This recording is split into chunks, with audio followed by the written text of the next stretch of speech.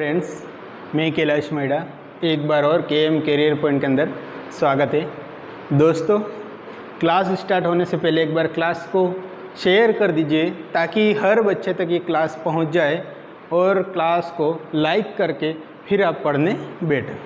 दोस्तों, अपन ने पहली क्लास में देखा था कल वाली क्लास के अंदर, जिसके अंदर अपन ने abnormality of the placenta and abnormality of the umbilical cord के बारे में देखा गया था। इसके बाद में अपन इम्प्लांटेशन की कुछ एबनॉर्मलिटीज़ होती थी, उसको अपन ने डिस्कस किया था। आज अपना टॉपिक रहेगा फीटल ब्लड सर्कुलेशन। बहुत ही अच्छा टॉपिक है और आपको बहुत अच्छे से समझ में आएगा। अपन बिना टाइम वेस्ट किए क्लास को स्टार्ट करते हैं। सबसे पहले लिखना हेडिंग है अपने आज ब्लड सर्कुलेशन। किसका? फीटस। Foetal blood circulation. इसके अंतर्गत सभी जानते होंगे कि फीटस के अंदर किस तरह से ब्लड का सर्कुलेशन होता है। स्टार्ट करते हैं। फीटस के अंदर दो सरफेस होती, यानी एक तरफ मान लेना कैसे होता, मेन चीज़ होता है फीटस का ब्लड सर्कुलेशन के लिए कौन सा होता है? प्लेसेंटा। मेन चीज़ फीटस का ऑक्सीजन या न्यूट्रिटिव सप्लाई करने के लिए क्या होता है? प्लेसेंटा। इस तरह अपन मानते हैं कि ये क्या एक बेबी है। यस, इन दोनों के बीच में कनेक्शन करने का काम कौन करता है? कौन करता है कनेक्शन करने का काम? एक कनेक्शन करने का काम करता है अम्बिलिकल कॉर्ड, जिसको अपन बोलते हैं अम्बिलिकल कॉर्ड। ये क्या काम करता है? इन दोनों के बीच में कनेक्शन का काम करता है, कनेक्शन का काम करेगा। इसको बोलते हैं अपन अम्बिलिकल कॉर्ड। क्लियर है? यानी प्लेसेंटा से फीटस तक ब्लड सर्कुलेशन कौन करेगा? अम्बिलिकल कॉर्ड ले जाएगा, ट्रांसपोर्टेशन का काम करता है। तो ये जो प्लेसेंटा होती है वो कहाँ पे इम्प्लांटेशन होती? मदर के अंदर यूट्रस की जो एंडोमेट्रियम लेयर्स होती वहाँ पे प्लेसेंटा का इम्प्लांटेशन होता है और वहाँ से ऑक्सीजनेटेड ब्लड अम्बिलिकल वेन के थ्रू कहाँ पे आएगा? फीटस के अंदर आता है। तो ये पूरा अपन प्रोसेस पढ़ेंगे कि कैसे फीटस के अंदर आएगा, कौन कौन से स्ट्रक्चर से गुजरेगा और लास्ट में कैसे अम्बिलिकल आर्टरी के थ्रू वापस प्लेसेंटा के अंदर से मैटरनल ब्लड सर्कुलेशन में चला जाएगा। इस प्रोसेस को अपन पढ़ेंगे। तो सभी जानते हैं कि जो अम्बिलिकल कॉर्ड होता है उसके अंदर कितनी वेन और कितनी आर्टरी रहती? 3 दिन से आज डिस्कस कर रहे इसके ही बारे में, कितनी आर्टरी और कितनी वेन रहती। अगर अम्बिलिकल वेन की बात करें तो नंबर में कितनी रहती? 1 रहती। अम्बिलिकल आर्टरी की बात करें तो ये कितनी नंबर में रहेगी? 2। याद रखना, अम्बिलिकल वेन नंबर में 1 रहेगी और अम्बिलिकल आर्टरी नंबर में 2 रहेगी। यहाँ तक क्लियर है? इसके बाद में अपन देखते हैं कि अम्बिलिकल कॉर्ड का अटैचमेंट प्लेसेंटा में कहाँ पे होता है। प्लेसेंटा साइड में देखते हैं कि प्लेसेंटा पे क्या होगा? अम्बिलिकल कॉर्ड का अटैचमेंट कहाँ होगा? यानी umbilical cord attach centre part of placenta. यानी अम्बिलिकल कॉर्ड, मान लो ये क्या है? प्लेसेंटा। प्लेसेंटा का जो सेंटर पार्ट होगा वहाँ पे क्या होगा? अम्बिलिकल कॉर्ड क्या होगा? अटैचमेंट होगा। यस, अगर अपन बेबी की तरफ देखें, अगर फीटस की तरफ देखें तो उसका अटैचमेंट कहाँ पे होगा? तो बेबी की कहाँ पे होगा?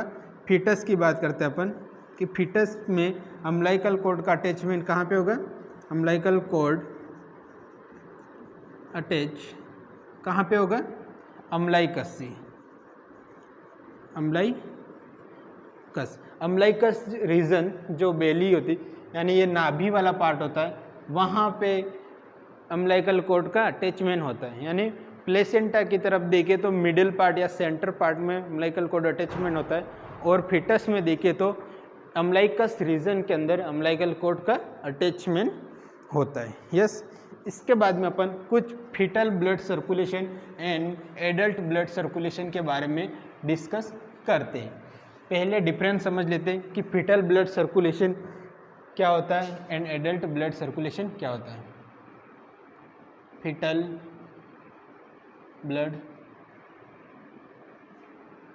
Blood circulation. इसके बाद में यहाँ पे लिखना adult blood circulation, fetal blood circulation and adult blood circulation. इन दोनों के बीच में अपन कुछ बेसिक डिफरेंस समझेंगे कि क्या होता है। यस, जो फीटल ब्लड सर्कुलेशन होता है वो 8 से लेके, फर्स्ट पॉइंट लिखना, 8 से लेके 40 वीक के अंदर स्टार्ट हो जाता है। फीटल ब्लड सर्कुलेशन कितना रहता है, 8 से लेके 40 वीक तक जो फीटस के अंदर ब्लड सर्कुलेशन होता है तो उसको अपन फीटल ब्लड सर्कुलेशन कहेंगे। और एडल्ट के अंदर कहेंगे postnatal blood circulation. Adult के अंदर क्या होगा, postnatal blood circulation, postnatal blood circulation. Yes, यहाँ तक समझ में आया। यस, इसको अपन एंटीनेटल भी कहेंगे। क्या बोलेंगे, एंटीनेटल सर्कुलेशन, एंटीनेटल सर्कुलेशन, या इसको अपन पेरीनेटल भी कहेंगे। क्या, पेरीनेटल ब्लड सर्कुलेशन। क्लियर है। फीटल ब्लड सर्कुलेशन का टाइम ड्यूरेशन पूछा है तो 8 वीक से लेके 40 वीक तक होता है। और एडल्ट ब्लड सर्कुलेशन क्या होता है, जैसे डिलीवरी होती है, पोस्ट नेटल मतलब डिलीवरी के बाद में जो सर्कुलेशन होता है बेबी के अंदर, तो वो आ जाएगा एडल्ट ब्लड सर्कुलेशन के अंदर।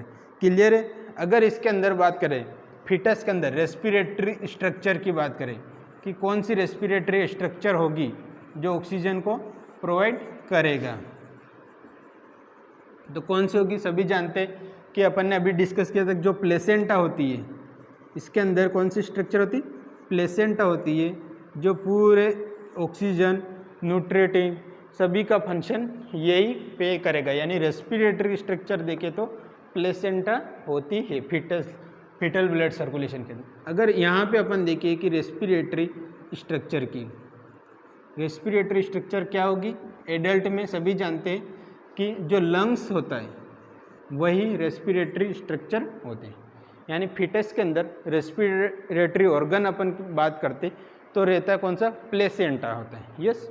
और एडल्ट के अंदर बात करते, आफ्टर डिलीवरी के बाद में बेबी में बात करेंगे तो उसमें क्या होगी, लंग्स होगी। क्लियर है। इसके अंदर देखिए तो जो लंग्स होता है नॉन फंक्शनल होता है। लंग्स क्या होता है, नॉन फंक्शनल होता है। और इसमें क्या होता है, लंग्स होता है वो फंक्शनल होता है। क्या होता है, काम करता है, लेकिन इसके अंदर लंग्स का कोई रोल नहीं रहता, इनएक्टिव फॉर्म के अंदर रहता है, बट इसमें रेस्पिरेशन के लिए लंग्स का ही काम होता है। यस। अब इसमें बात करते हैं कि जो लंग्स होती है, इसमें लंग्स होते हैं वो ऑक्सीजन को रिसीव करेगा। क्या करेगा, ऑक्सीजन को रिसीव करेगा। लंग्स क्या करेगा, ऑक्सीजन को रिसीव करेगा और CO2 को क्या करेगा, वापस ट्रांसफ़र करेगा। मीन्स जो ऑक्सीजनेटेड ब्लड मदर के द्वारा आता है उस ब्लड को क्या करेगा, लंग्स रिसीव करता है और इसके बाद में उसके अंदर से जो CO2 ब्लड्स होता है या CO2 गैस होती वो वापस ब्लड के थ्रू क्या करेगा, ट्रांसफ़र कर देगा। बट एक एडल्ट ब्लड सर्कुलेशन के अंदर क्या होता है कि जो लंग्स क्या करेगा, ऑक्सीजन को तो क्या करेगा, ट्रांसफ़र करेगा। क्या करेगा, ऑक्सीजन को ट्रांसफ़र करेगा और CO2 को क्या करेगा, रिसीव्ड करेगा। मीन्स समझना यहाँ पे कि क्या करते हैं, ऑक्सीजन को क्या करेगा, लंग्स क्या करेगा, ट्रांसफ़र करेगा यानी ब्लड सर्कुलेशन के अंदर भेजेगा और CO2 को वो रिसीव करेगा। यानी CO2 गैसेस आएगी जो पल्मोनरी आर्टरी के थ्रू लंग्स के अंदर CO2 गैस जाएगी या डीऑक्सीजनेटेड ब्लड जाता है, वो क्या होगा, लंग्स के अंदर ऑक्सीजनेटेड होकर वापस क्या कहाँ पे आएगा, ब्लड सर्कुलेशन के अंदर आ जाएगा। यहाँ तक क्लियर है। यस। इसके बाद में अपन लास्ट एक बात करते हैं, यहाँ पे लिख लेना कि जो फीटल ब्लड सर्कुलेशन के अंदर जो फर्स्ट ऑक्सीजनेटेड ब्लड किस ऑर्गन को मिलता है? फर्स्ट ऑक्सीजनेटेड ब्लड किसको मिलेगा? फर्स्ट ऑक्सीजनेटेड ब्लड किसको मिलेगा? किसको मिलेगा बच्चों? लीवर को। सबसे पहले किस ऑर्गन को मिलता है? लीवर को मिलेगा। किसके अंदर बात करें अपन? फीटल ब्लड सर्कुलेशन के अंदर। फीटल ब्लड सर्कुलेशन के सबसे पहला ऑर्गन कौन सा रहता है जिसको ब्लड सप्लाई मिलती है? तो कौन सा रहता है? लीवर। क्लियर है यहाँ पे? और इसके अंदर अपन बात करें कि फर्स्ट ब्लड सप्लाई सबसे पहले किसको मिलेगी? ऑक्सीजनेटेड ब्लड सप्लाई किसको मिलेगी? हार्ट को। किसको मिलेगी? हार्ट को मिलती नहीं। यहाँ तक क्लियर है? दोनों क्वेश्चन बनते हैं कि फीटल ब्लड सर्कुलेशन के अंदर या फीटल के अंदर क्या होता है, सबसे पहले ऑक्सीजन वाला ब्लड किसको मिलता है? तो किसको मिलेगा? लीवर के अंदर। और इसमें किसको मिलेगा? एडल्ट ब्लड सर्कुलेशन में सबसे पहले ब्लड किसको मिलता है? ऑक्सीजनेटेड हार्ट को मिलता है। यहाँ तक क्लियर है? यहाँ तक सभी को समझ में आया? यस।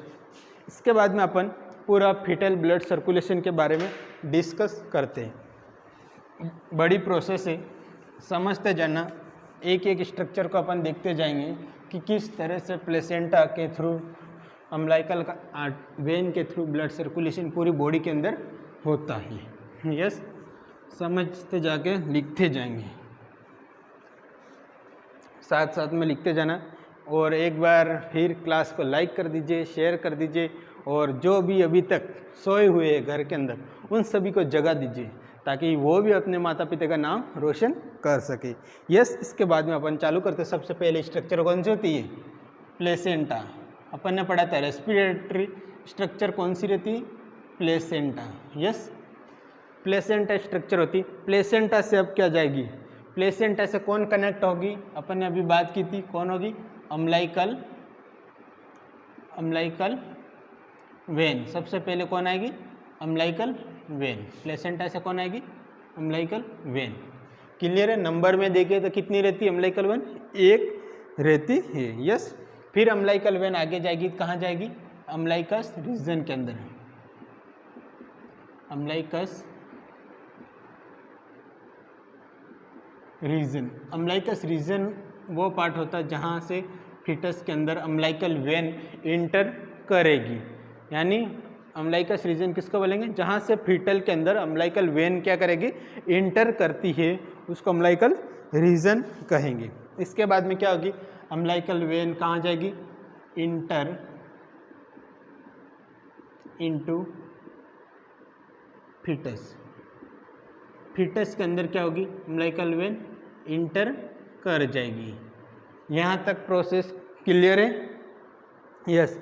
इसके बाद में अपन ने बात करी थी सबसे पहले ऑक्सीजनेटेड ब्लड किसको मिलता है? तो यहाँ से अपन देखते हैं सबसे पहले किसको मिलता है? लीवर को। किसको मिलेगा? सबसे पहले ऑक्सीजनेटेड ब्लड किसको मिलता है? लीवर को। क्लियर है? लीवर को मिलेगा। अब अम्बिलिकल वेन कहाँ, सबसे पहले किसको ब्लड सप्लाई करेगी? लीवर को। यस, अब लीवर से यहाँ से क्या होगा? लीवर से क्या होता? लीवर को मिला, लीवर से वापस ब्लड कहाँ पे आएगा? कहाँ पे आएगा? सबसे पहले इन्फीरियर वेना केवा, यानी जो अम्बिलिकल वेन होगी वो किससे कनेक्ट होगी? Inferior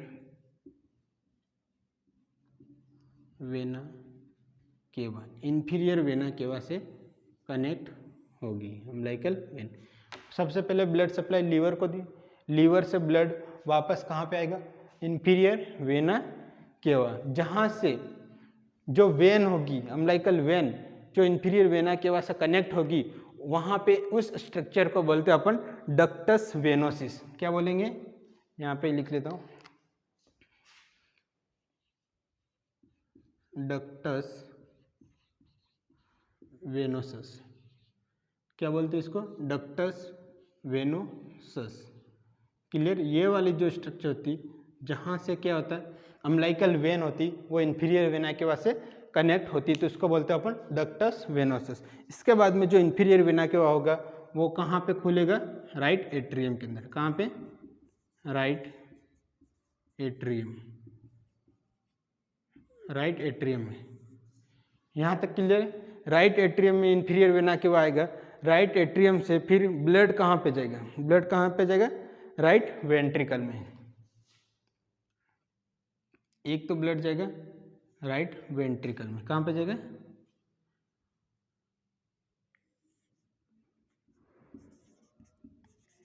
right ventricle, right ventricle में जाएगा ब्लड। इसके बाद में राइट वेंट्रिकल में जाएगा प्लस राइट एट्रियम से कि कहाँ पे चला जाएगा, लेफ्ट वेंट्रिकल में भी चला जाएगा, सॉरी लेफ्ट एट्रियम में भी जाता है। कहाँ जाता है, लेफ्ट एट्रियम, लेफ्ट एट्रियम में भी जाएगा। Yes, left atrium, right atrium और लेफ्ट एट्रियम के बीच में एक ओपन संरचना होती है। जैसे कि मान लेना ये जो ये क्या है, लंग्स है, लंग्स सॉरी हार्ट है। हार्ट के अंदर जो राइट एट्रियम और लेफ्ट एट्रियम वाली जो जगह होती है, यहाँ पे क्या रहती है, ओपन रहती है, ओपन रहती है। इसको बोलते हैं अपन फोरामेन ओवल। क्या बोलते हैं, फोरामेन ओवल बोलेंगे। क्या बोलेंगे इसको, जो यहाँ पे स्ट्रक्चर ओपन रहती है इसको बोलते हैं फोरामेन ओवल। क्या बोलते हैं, फोरामेन ओवल कहेंगे। यस, यहाँ तक क्लियर है। इसके बाद में जो राइट वेंट्रिकल वाला ब्लड आता है वो कहाँ आता है, पल्मोनरी ट्रंक के अंदर। कहाँ पे आएगा, pulmonary, pulmonary trunk. Pulmonary trunk से क्या होगी, आर्टरी क्या होगी, बाइबर्केट होगी। यानी पल्मोनरी ट्रंक से क्या होगी, एक तो राइट ब्रांच ऑफ आर्टरी बनेगी और एक होगी लेफ्ट ब्रांच ऑफ आर्टरी बनेगी। मतलब एक तो जाएगी कहाँ जाएगी, राइट लंग्स के अंदर, और एक जाएगी लेफ्ट लंग्स के अंदर। यहाँ तक क्लियर है। यस, पल्मोनरी ट्रंक से दो ब्रांच निकलेगी, एक तो जाएगी राइट लंग्स के अंदर और एक जाएगी लेफ्ट लंग्स के अंदर। यहाँ पे क्लियर है। अब लेफ्ट एट्रियम से देखना, लेफ्ट एट्रियम से जो ब्लड सर्कुलेशन होगा वो कहाँ जाएगा, लेफ्ट एट्रियम से लेफ्ट वेंट्रिकल में जाएगा। सबसे पहला कहाँ जाएगा, लेफ्ट वेंट्रिकल में। लेफ्ट वेंट्रिकल में ब्लड सर्कुलेशन आया, ब्लड आया, लेफ्ट वेंट्रिकल से ब्लड पंप होगा तो कहाँ जाएगा, अयोटा के अंदर। अयोटा कहाँ जाएगा, अयोटा, अयोटा से जाएगा। अयोटा में अपन यहाँ पे देख लेते। इसके बाद में जो ब्लड अयोटा में आया, अयोटा से क्या होगी, एक तो निकलेगी असेंडिंग अयोटा, असेंडिंग अयोटा, फिर आएगा arch of aorta, arch of aorta आएगा, और इसके बाद में आएगा डिसेंडिंग अयोटा। तीन स्ट्रक्चर बनेगी अयोटा की, ascending aorta, arch of aorta और डिसेंडिंग अयोटा। अब क्या होगा, जो पल्मोनरी ट्रंक से ब्लड फीड, ये जो लंग्स होते हैं वो क्या होते हैं, नॉन फंक्शनल होते। नॉन फंक्शनल होने के कारण से यहाँ की जो ऑक्सीजन होगी वो लंग्स ले लेगा और CO2 क्या करेगा, वापस पल्मोनरी ट्रंक के अंदर डाल देगा। अब वापस ये पल्मोनरी ट्रंक कहाँ पे आएगी, जो डिसेंडिंग अयोटा था, कौन सा, डिसेंडिंग अयोटा, जो डिसेंडिंग अयोटा था वहाँ पे ये कनेक्ट होगी। किसको कनेक्ट होगी, पल्मोनरी ट्रंक किससे कनेक्ट होगी, डिसेंडिंग अयोटा से। किससे कनेक्ट होगी, डिसेंडिंग अयोटा से। तो उस जिस जगह से ये कनेक्ट होगी इसको अपन बोलते हैं डक्टस, डक्टस आर्टेरियोसस। क्या बोलते हैं, डक्टस आर्टेरियोसस। क्लियर है। डिसेंडिंग अयोटा से जैसे ये कनेक्ट होगी पल्मोनरी ट्रंक, पल्मोनरी आर्टरी, तो उसको बोलेंगे अपन डक्टस आर्टेरियोसस। समझ में आया। अब यहाँ पे देखना, ये डिसेंडिंग अयोटा यहाँ पे बना रहा हूँ मैं, डिसेंडिंग अयोटा।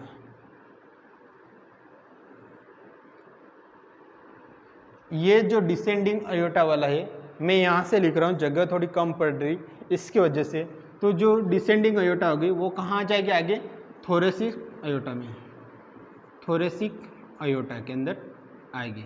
थोरेसिक अयोटा से आगे और डिवाइड होगी तो कौन सी होगी, एब्डोमन अयोटा। कौन सी होगी, एब्डोमन अयोटा। थोरेसिक अयोटा से आगे एब्डोमन अयोटा आएगी। क्लियर है यहाँ तक। एब्डोमन अयोटा से क्या होगी, फिर यहाँ से क्या होगी, दो ब्रांच निकलेगी, मतलब क्या होगी,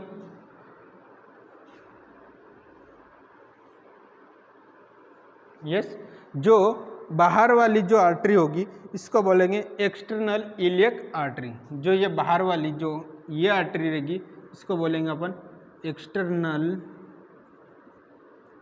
इलियक, एक्सटर्नल इलियक। और जो ये अंदर वाली होगी इसको बोलेंगे अपन इंटरनल इलियक। क्या बोलेंगे, इंटरनल इलियक आर्टरी। यहाँ तक क्लियर है। इंटरनल इलियक आर्टरी, ये भी आर्टरी है और ये भी क्या है, आर्टरी। एब्डोमेन अयोटा से दो आर्टरी डिवाइड होगी, यानी पहले तो क्या करें, एक्सटर्नल इलियक आर्टरी बनेगी, दो एक्सटर्नल इलियक आर्टरी रहेगी। इसके बाद में और आगे जाके डिवाइड होगी इंटरनल इलियक आर्टरी। जो इंटरनल इलियक आर्टरी होगी वो क्या करेगी, आगे जाके हाइपोगैस्ट्रिक आर्टरी में कन्वर्ट होगी। किसमें, हाइपोगैस्ट्रिक आर्टरी। हाइपोगैस्ट्रिक आर्टरी में ये क्या होगी, आगे जाके कन्वर्ट हो जाएगी। हाइपोगैस्ट्रिक आर्टरी से क्या बनेगी आगे, अम्लाइकल वेसल्स। अम्लाइकल आर्टरी में कन्वर्ट होगी। किस में होगी ये, अम्लाइकल आर्टरी के अंदर। अब ये अम्लाइकल आर्टरी क्या होगी, यहाँ से डिवाइड हो जाएगी और दो अम्लाइकल आर्टरी यहाँ से सीधी कहाँ जाएगी, प्लेसेंटा के अंदर। मीन्स यहाँ पे क्या होगी,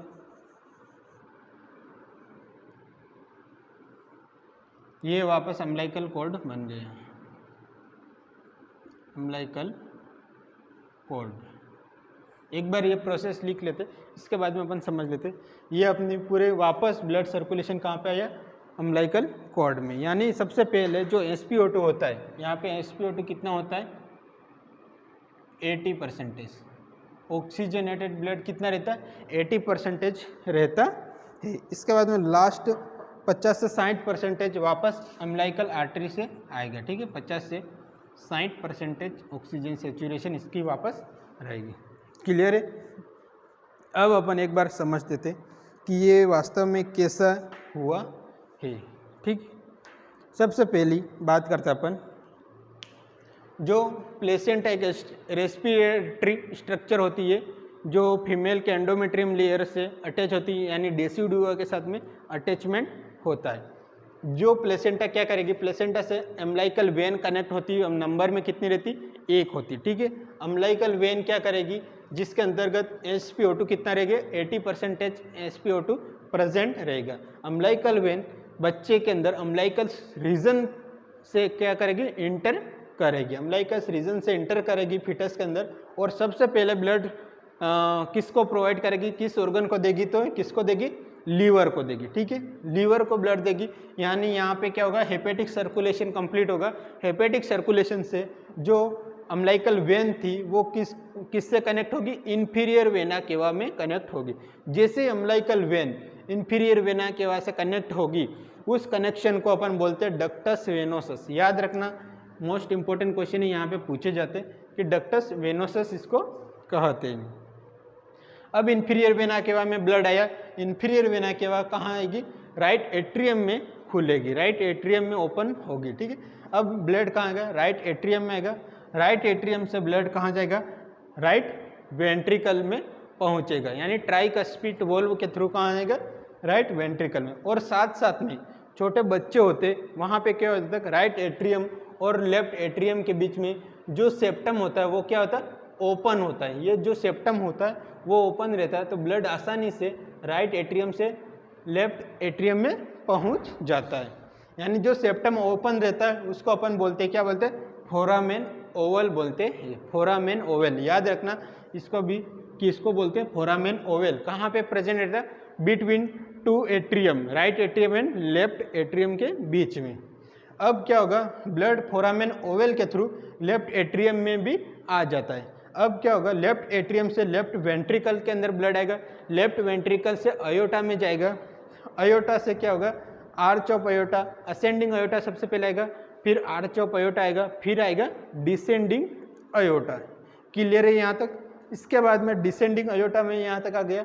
अब अपन बात करते हैं जो लेफ्ट वेंट्रिकल वाला ब्लड आया था राइट एट्रियम से ट्राइकस्पिड वाल्व के द्वारा राइट वेंट्रिकल में आएगा, राइट वेंट्रिकल से क्या होगी, पल्मोनरी ट्रंक या पल्मोनरी आर्टरी के थ्रू ब्लड कहाँ पे जाएगा, लंग्स के अंदर। अपन ने पढ़ा था फीटस के अंदर लंग्स होता है वो इमैच्योर होता है या इनफंक्शनल होता है, यानी फंक्शनल नहीं रहता है, इसलिए ये वर्क नहीं करेगा। इसके अंदर लंग्स क्या करेगी, ओनली 1% ऑक्सीजन को ग्रहण कर लेगी, यानी फिर वापस जो ब्लड बचा वो वापस पल्मोनरी आर्टरी में चला जाएगा या पल्मोनरी ट्रंक में चला जाएगा।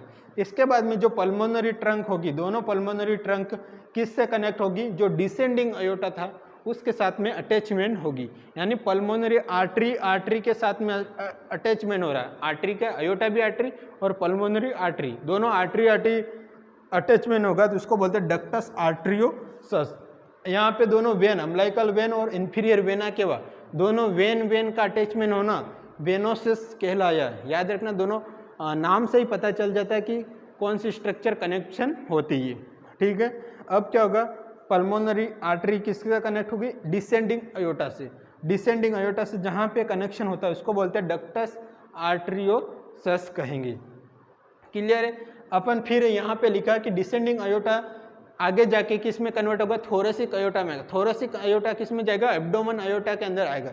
एब्डोमेन अयोटा से 2 आर्टरी निकलेगी यानी 2 ब्रांच निकलेगी, इसको बोलते हैं अपन, सबसे पहले डिवाइडेशन होगा इसको बोलेंगे एक्सटर्नल इलियक आर्टरी बोलेंगे। एक्सटर्नल इलियक आर्टरी से आगे जाके और डिवाइड होगी 2 में, तो किसको बोलेंगे, इंटरनल इलियक आर्टरी।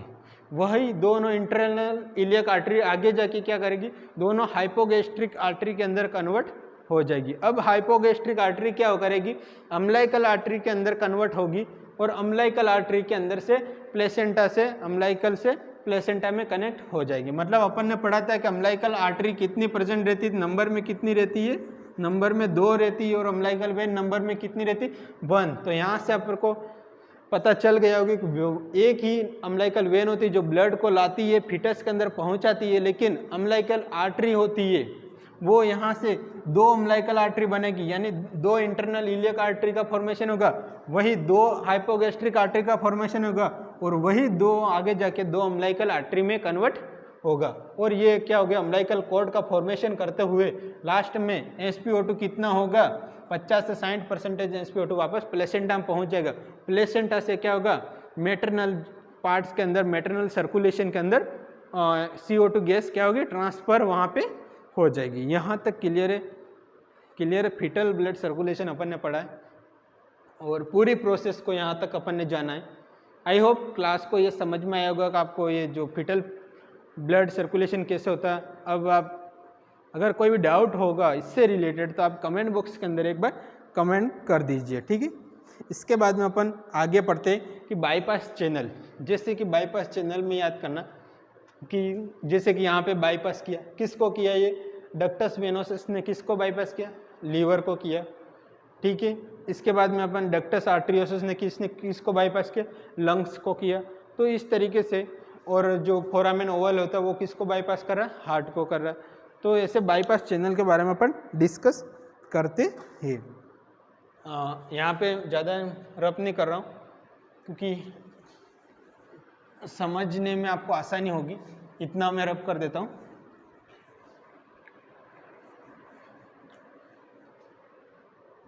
यहीं पे लिख लेते अपन बाईपास चैनल, हेडिंग लिखना बाईपास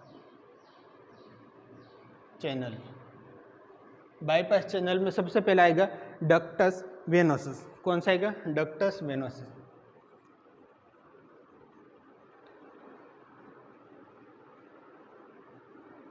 अब मेरे को बताओ कि डक्टस वेनोसस किसके बीच में प्रेजेंट रहेगा। डक्टस वेनोसस किसके बीच में प्रेजेंट रहेगा, यहाँ पे मेरे को देख के बताओ। अपन ने लिखा यहाँ पे डक्टस वेनोसस मीन्स को क्या होगी, एक तो होगी यहाँ पे आने वाली कौन सी होगी, अम्लाइकल वेन होगी। कौन सी होगी, अम्लाइकल वेन। और दूसरी स्ट्रक्चर कौन सी होगी, इन्फीरियर वेना केवा। इन दोनों के बीच में कौन सी स्ट्रक्चर प्रेजेंट हैगी, डक्टस वेनोसिस। लिखना between umbilical vein and inferior vena cava. Inferior vena cava के बीच में प्रेजेंट है। कहाँ पे, umbilical vein and inferior vena cava के बीच में प्रेजेंट रहेगी।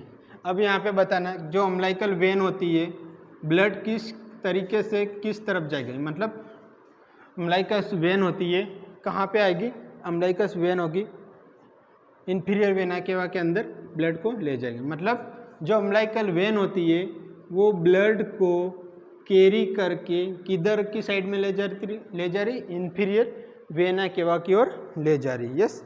इसके बाद में मोस्ट इम्पोर्टेंट क्वेश्चन यहाँ पे बनते कि फिजियोलॉजिकल क्लोजिंग और एनाटॉमिकल क्लोजिंग। फिजियोलॉजिकल क्लोजिंग सभी की सेम होती है 5 मिनट। आफ्टर डिलीवरी के बाद में, जैसे डिलीवरी हुई इसके बाद में फर्स्ट 5 मिनट के अंदर क्या होती है, फिजियोलॉजिकल क्लोजिंग हो जाती। जितने भी ये सेप्टम्स होते हैं इनकी सभी की क्लोजिंग कितने हो जाती, विदिन 5 मिनट के अंदर। यानी फिजियोलॉजिकल क्लोजिंग कब होगी, 5 मिनट के अंदर हो जाती। आफ्टर बर्थ 5 मिनट के अंदर क्या होगी, फिजियोलॉजिकल क्लोजिंग हो जाएगी।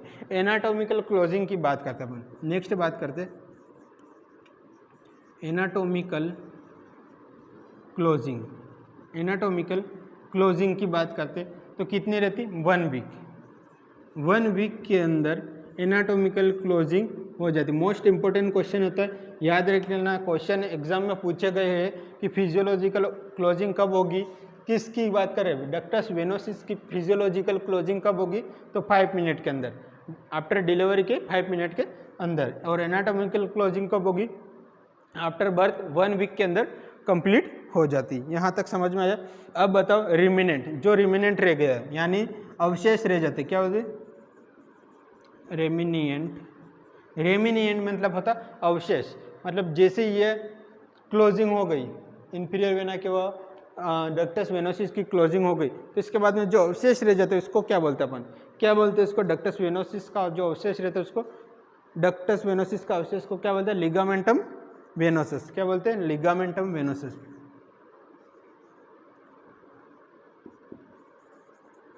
लिगामेंटम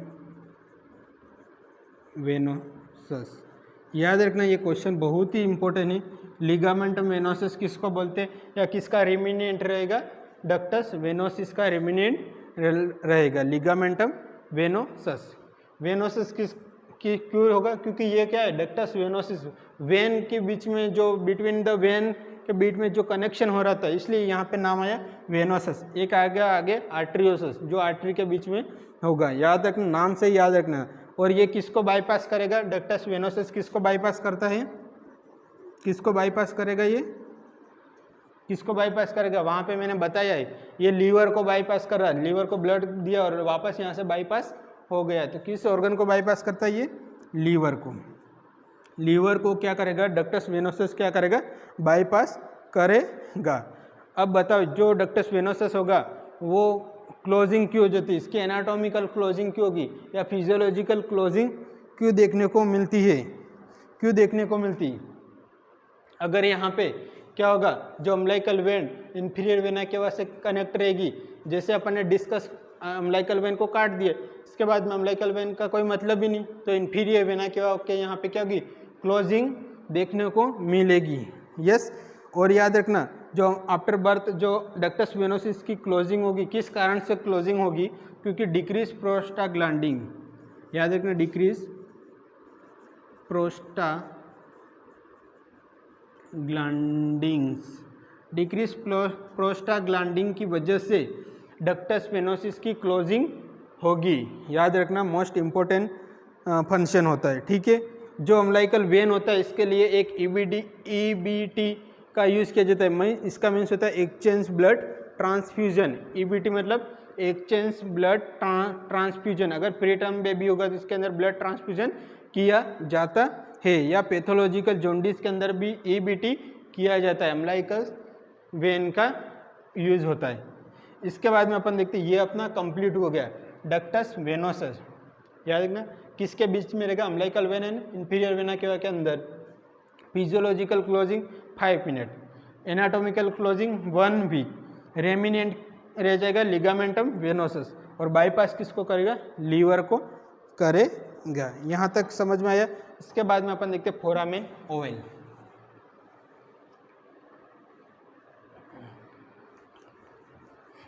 लिखते जाना, साथ साथ में पढ़ते जाना, और क्लास को लाइक भी करते जाना।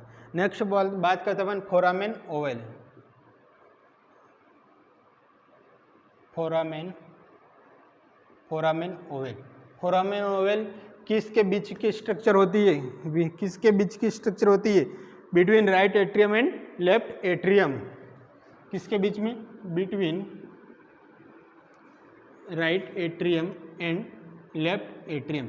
मीन्स क्या होता है, ये हार्ट है और राइट एट्रियम है ये, और लेफ्ट एट्रियम है। इसके बीच की जो ओपनिंग रहती है एट बर्थ, ये ओपनिंग रहती है बर्थ से पहले, तो इसको बोलते हैं अपन फोरामेन ओवल अपन कहेंगे। Right atrium and left atrium के बीच की ओपनिंग को, जो ब्लड शिफ्ट किस तरफ से किस तरफ होता है, यानी राइट एट्रियम से ब्लड शिफ्ट होता है किस तरफ, लेफ्ट एट्रियम की तरफ।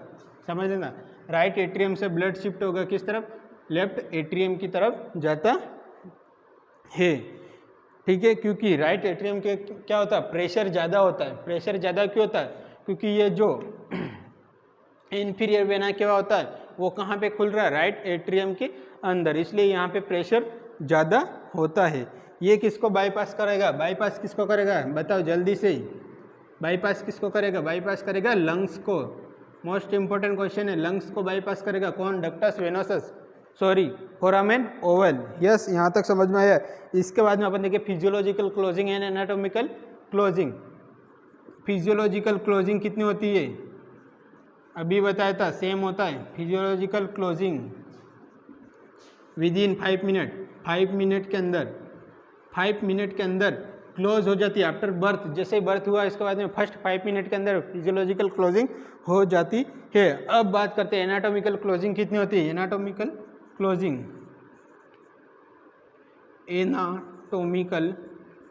एनाटॉमिकल क्लोजिंग की बात करते हैं तो कितनी होती, विद इन 1 ईयर। सबसे ज़्यादा यही क्लोज होता है, विद इन, इसका ज़्यादा टाइम रहता है, विद इन 1 ईयर।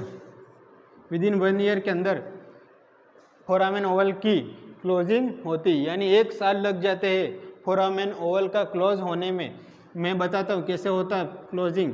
सबसे पहले अपन बात करते हैं, ये क्या है, हार्ट है। हार्ट के अंदर क्या होता है, यहाँ पे ओपनिंग रहती है। ओपनिंग कैसी रहती कि यहाँ पे ऐसे ओपनिंग रहती है, ऐसे। ठीक है, जैसे यहाँ पे क्या होता है, हाई प्रेशर के कारण से ब्लड कहाँ जाता है, इधर आता है, ब्लड इधर आता है, इधर आता है, इधर आता है। समझ गए, इन्फीरियर वेना के वहाँ, सुपीरियर वेना के वहाँ से यहाँ प्रेशर हाई रहता है, इसलिए यहाँ ओपनिंग क्या हो जाती, खुल जाती है, इसलिए ब्लड कहाँ आता है, इस तरफ आ जाता है। बट क्या होता है, बट क्या होता है, जैसे डिलीवरी होती है, डिलीवरी के बाद में जब भी इंस्पिरेशन होता है, इंस्पिरेशन होगा तो क्या होगा, फीटस का खुद का हार्ट चालू हो जाता है। उस टाइम पे क्या होता है, सबसे पहले यहाँ पे प्रेशर बढ़ जाएगा। क्यों बढ़ेगा, क्योंकि यहाँ पे जो पल्मोनरी वेन होगी, दोनों पल्मोनरी वेन कहाँ पे खुलेगी, लेफ्ट एट्रियम के अंदर ओपन होगी, दोनों लेफ्ट एट्रियम के अंदर ओपन होगी। ब्लड यहाँ पे ज़्यादा आएगा, यहाँ पे अगर ब्लड का प्रेशर बढ़ेगा और यहाँ से क्या होगा, बाइक स्पीड के द्वारा लेफ्ट वेंट्रिकल में ब्लड आएगा, यहाँ पे आएगा, और साथ में क्या करेगा, यहाँ पे प्रेशर क्या होगा, कम हो जाएगा, और यहाँ पे प्रेशर बढ़ जाएगा आफ्टर डिलीवरी के बाद में। जैसे ही प्रेशर बढ़ेगा, ये जो सेप्टम थे वो वापस कहाँ धकेल के यहाँ पे आ जाएंगे, क्या आ जाएंगे, यहाँ पे ऐसे धकेल के चिपका जाएंगे। मतलब ये क्लोजिंग धीरे धीरे हो जाएगी। और इसका भी मेन कारण होता है कि decrease prostaglandin hormone. Prostaglandin hormone का डिक्रीज होने के कारण से ही ये भी देखने को मिलेगी। इसका टाइम ड्यूरेशन कितना है, विद इन 1 ईयर। 1 साल यानी सबसे ज़्यादा अगर टाइम ड्यूरेशन देखे कि किसकी ओपनिंग क्लोज होने में लगता है तो किसकी होने में लगेगा, फोरामेन ओवल के अंदर। यस, अगर मान लो कि ये ओपनिंग जन्म के बाद में अगर क्लोज नहीं हुई, जन्म के बाद में क्लोज नहीं हुई तो क्या होगा, पेटेंट फोरामेन ओवेलिस डिजीज होगी, एक डिजीज होगी, क्या होगी, patent foramen PFO, patent foramen ovale, patent foramen ovale एक डिजीज होगी। क्लियर है यहाँ तक? यस। इसके बाद में इसमें मैनेजमेंट के लिए अपन डिजोक्सिन थेरेपी प्रोवाइड करेंगे। क्या करेंगे, डिजोक्सिन थेरेपी देंगे, डिजोक्सिन थेरेपी अपन प्रोवाइड करेंगे, इसका मैनेजमेंट करेंगे। क्लियर है? अगर ये ओपनिंग जन्म के बाद में अगर क्लोज नहीं होती तो क्या होगा, जो भी प्योर ब्लड होता है, ऑक्सीजनेटेड ब्लड होता है, किधर जाएगा, राइट एट्रियम की तरफ जाएगा। ऑक्सीजनेटेड ब्लड डीऑक्सीजनेटेड के साथ में प्योर डीऑक्सीजनेटेड के साथ में क्या होगा, मिक्स हो जाएगा, जिसकी वजह से क्या disease, patent foramen Oval disease देखने को मिलेगी। क्लियर है? या अपन एसाइनोटिक कंजेनिटल हार्ट डिजीज भी कहते हैं, ACTH, acyanotic congenital heart disease. ये अपना फोरामेन ओवल कंप्लीट है। इसके बाद में अपन देखते हैं क्या बच गया, डक्टस वेनोसिस पढ़ लिया, फोरामेन ओवल पढ़ लिया। इसके बाद में अपन लास्ट रहा डक्टस आर्टरियोसस। क्या रहा बच्चों, डक्टस आर्टरियोसस। अरे सो तो नहीं गए? हाँ, सोना नहीं है, अभी तो बहुत कुछ पाना है। हाँ, इसलिए क्लास को बनाए रखे कंटिन्यू, जबकि नहीं लेनी, गर्मियों का सीजन है, लगता है नींद आ रही होगी बट नींद नहीं लेनी है। जब तक तोड़ेंगे नहीं तब तक छोड़ेंगे नहीं, बीचों बीच चेत कर देंगे इस चौपड़ी के अंदर। यस। इसके बाद में अपन बात करते हैं लास्ट डक्टस आर्टरियोसस। क्या बात, लास्ट क्या रह गया, डक्टस आर्टेरियोसस। आर्टेरियोसस का मीन्स होता है दो आर्टरी के बीच का कनेक्शन। मीन्स क्या हो गया, एक तो ये पल्मोनरी ट्रंक मतलब पल्मोनरी आर्टरी आ गई, और एक कौन सी आर्टरी आ गई, डिसेंडिंग अयोटा। अयोटा भी क्या है, एक आर्टरी, यानी दोनों आर्टरी के बीच का कनेक्शन को कहते आर्टरियोसस। इसका पहले वर्ड आया था एक वेनोसस। वेनोसस का मीन्स होता है दोनों वेन के बीच का कनेक्शन, तो इसको बोलते हैं वेनोसस। हाँ बच्चों, अब बता दो ये किस को बीच के अंदर, बिटवीन किसके बीच में रहेगा, ductus arteriosus. Yes, pulmonary trunk and descending aorta. Between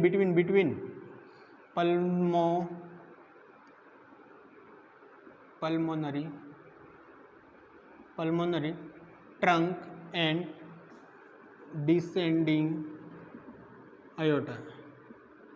pulmonary trunk and descending aorta के बीच में रहेगी। ये डक्टस आर्टरियोसिस कहाँ पे प्रेजेंट रहेगी, पल्मोनरी ट्रंक। बताया बच्चों, ये पल्मोनरी ट्रंक और डिसेंडिंग अयोटा, इन दोनों के बीच में डक्टस आर्टरियोसिस प्रेजेंट रहेगा। अब बताओ एनाटॉमिकल क्लोजिंग कब होगी, सॉरी सबसे पहले अपन देखते हैं फिजियोलॉजिकल क्लोजिंग। फिजियोलॉजिकल क्लोजिंग कितनी होगी, विद इन 5 मिनट। सभी का सेम याद रखना, 5 मिनट के अंदर फिजियोलॉजिकल क्लोजिंग हो जाती है। बट एनाटॉमिकल क्लोजिंग बात करते हैं, एनाटॉमिकल क्लोजिंग की बात करते हैं, कितना होता है एनाटॉमिकल क्लोजिंग। यस, 1 मंथ से लेके 3 मंथ, एग्जैक्ट याद रखना, 1 मंथ से लेके 3 मंथ। अगर एग्जैक्ट पूछे तो 1 मंथ याद रखना। एक ही आंसर आए, क्वेश्चन में आया कि एक ही बताओ तो 1 मंथ याद रखना, ठीक है। Physiological closing with in 5 minute, anatomical closing 1 से लेकर 3 मंथ, यानी एक ही रेंज में अगर पूछे तो 1 मंथ के अंदर। इसका लिगामेंटम जो रिमिनेंट रह जाता है इसको बोलते हैं अपन लिगामेंटम आर्टरियोसस। इसका रिमिनेंट रह जाता है, रिमिनेंट्स, इसको बोलते हैं ligamentum arteriosus. Ligamentum arteriosus most important question है। ये तीनों तो रट लेना, जैसे भी आए रट लेना, छोड़ना नहीं इस क्वेश्चन को, क्योंकि क्वेश्चन हमेशा पूछा गया डक्टस आर्टरियोसस का रिमेनेंट जो अवशेष रह जाता है उसको क्या बोलते हैं अपन, लिगामेंटम आर्टरियोसस। और एनाटॉमिकल क्लोजिंग कब होगी, विद इन 1 मंथ के अंदर, और फिजियोलॉजिकल क्लोजिंग कब होगी तो विद इन 5 मिनट के अंदर। यहाँ तक समझ में आया? समझ में आया तो एक बार क्लास को लाइक कर दीजिए। यस, हाँ, इसके बाद में अपन देखते हैं कि डक्टस आर्टेरियोसिस की क्लोजिंग क्यों होगी क्योंकि अयोटा के अंदर प्रेशर ज़्यादा होने के कारण से क्या होगी, अयोटा के अंदर प्रेशर ज़्यादा होने के कारण से जो आर्टरी की क्लोजिंग क्या होगी, कम हो जाएगा। आर्टरी पल्मोनरी आर्टरी में प्रेशर कम हो जाएगा और अयोटा में ज़्यादा प्रेशर होने के कारण से हो जाएगा। यस, और एक याद रखना, increase bradykinin hormone. Bradykinin hormone जो लंग्स के द्वारा सिक्रेट होते हैं, उन हार्मोन्स के कारण से भी ये ओपनिंग क्लोज होती है। एक होता है डिक्रीज प्रोस्टाग्लैंडिन हार्मोन। ये 2-3 फैक्टर ऐसे कुछ है जो रेस्पॉन्सिबल होते हैं कि एनाटॉमिकल एंड फिजियोलॉजिकल क्लोजिंग के लिए। अब बात करते अगर अगर अगर अगर अगर ये क्या हुआ, क्लोजिंग नहीं हुई तो क्या होगा, अगर ये क्लोजिंग नहीं हो गई तो क्या होगा, PDA patent ductus arteriosus disease condition होगी। Patent ductus arteriosus disease condition होगी। क्या होगी, ये भी एक एसाइनोटिक हार्ट डिजीज होती है, एसीएचडी एसाइनोटिक हार्ट डिजीज होती है। अगर इस क्लोजिंग नहीं हुई टाइम पे, अगर 1 मंथ के अंदर क्लोजिंग नहीं हुई किसकी, डक्टस आर्टेरियोसिस की, तो क्या होगा, पेटेंट डक्टस आर्टेरियोसिस नामक डिजीज कॉज करेगा। जो बेबी होगी, बेबी के अंदर ऑक्सीजन सैचुरेशन कम देखने को मिलेगा, बॉडी पूरी ब्लूइश कलर की हो जाएगी। यस, समझ में आया। नेक्स्ट अपन बात करते हैं अम्लाइकल वेन। लास्ट होता है अम्लाइकल वेन। अम्लाइकल वेन का भी नाम होता है, सबका नाम होता है, 2-2 नाम, तो अम्लाइकल वेन का भी नाम होता है। पढ़ लेते बच्चों, आज छोड़ेंगे नहीं, किसी को भी छोड़ेंगे नहीं, आज जो भी आएगा सपाटा हो जाएगा आज। तो अम्लाइकल वेन को पढ़ रहे अपन। नेक्स्ट लिखना बच्चों, अम्लाइकल वेन। अगर इसका अम्लाइकल वेन का रिमेनिंग पोर्शन को बोलते हैं लिगामेंटम टेरिस। क्या बोलते हैं, मोस्ट इंपॉर्टेंट क्वेश्चन पूछा गया है,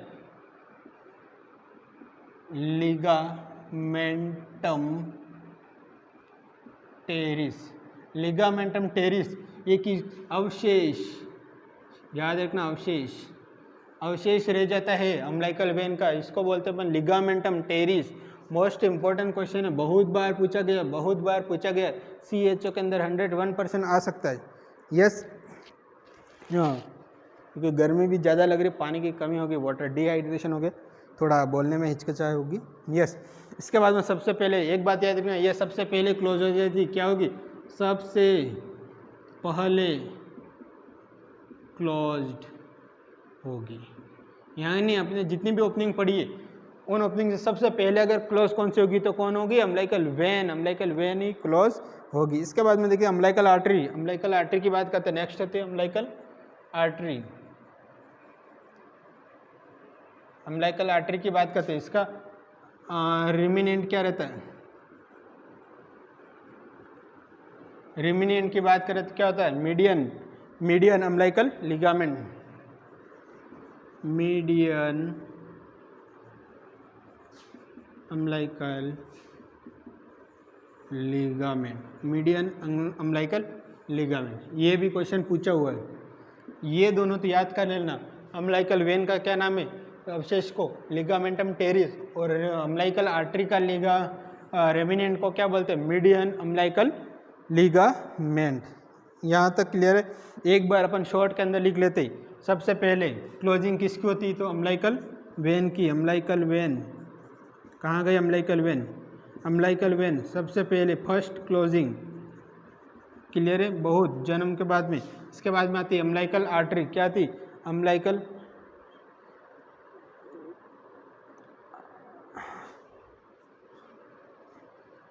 हाँ, इसके बाद में था umbilical artery. Umbilical artery second closing होगी, किसकी होगी, सेकेंड क्लोजिंग अम्लाइकल आर्टरी की होगी। इसके बाद में बात करते हैं कौन सी, डक्टस वेनोसस। डक्टस वेनोसस के 1 वीक के अंदर, इसके बाद में डक्टस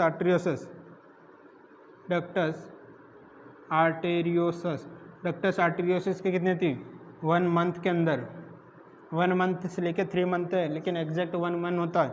इसके बाद में फोरामेन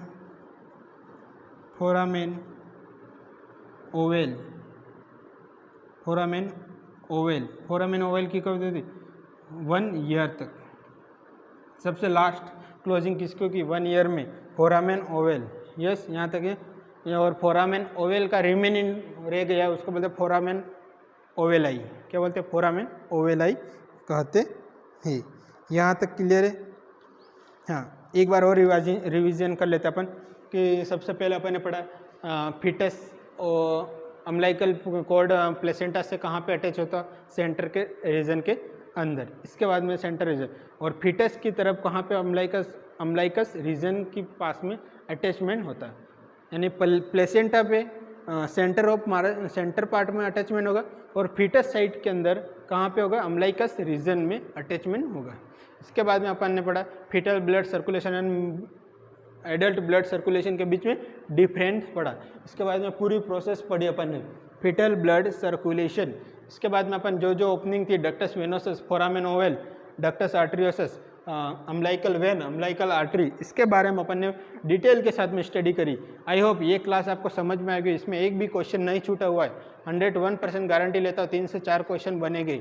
इसलिए इस क्लास को लाइक कर दीजिए, शेयर कर दीजिए ताकि हर स्टूडेंट तक पहुंच जाए। Thank you so much. अगली नेक्स्ट धमाकेदार क्लास के साथ में मिलेंगे। एमनियोटिक फ्लूइड बहुत इंपॉर्टेंट क्वेश्चन होता है, एमनियोटिक फ्लूइड के बारे में डिस्कस करेंगे। आई होप ये क्लास समझ में आ गई कि एक बार क्लास को लाइक कर दीजिए, नहीं समझ में आ गई तो कमेंट कर दीजिए ताकि हम आगे आने वाली क्लास को हम सुधार सकें। Thank you so much.